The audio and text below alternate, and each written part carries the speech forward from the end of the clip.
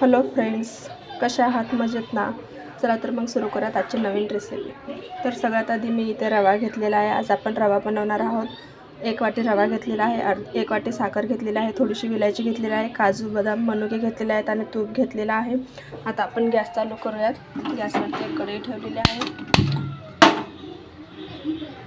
कढई गरम झाली की त्यामध्ये आपण 2 चम्मच तूप टाकून घेऊयात.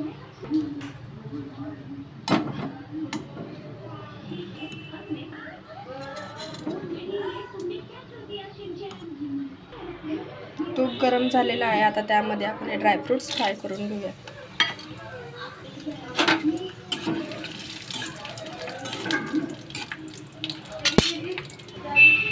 इथे ड्रायफ्रूट्स भाजून झालेले आहेत. आता आपण हे काढून घेऊया. आता याच तुपात आपण हा रवा लालसर होईपर्यंत भाजून घेऊया. जास्त करपायचं नाही आहे, 1-5 मिनिटं याला लालसर होईपर्यंत भाजून घ्यायचं आहे.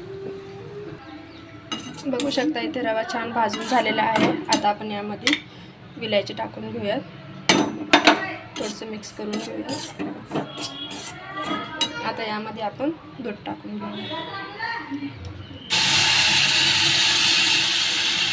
गॅस बारीक करायचा आहे. मंद आचेवरती दूध आटेपर्यंत याला मिक्स करून घ्यायचं आहे. आता आपण यामध्ये चवीनुसार साखर टाकून घेऊयात. तुम्हाला जेवढं गोड हवं आहे तेवढं तुम्ही यामध्ये साखर ॲड करू शकता. मिक्स करून घेऊयात.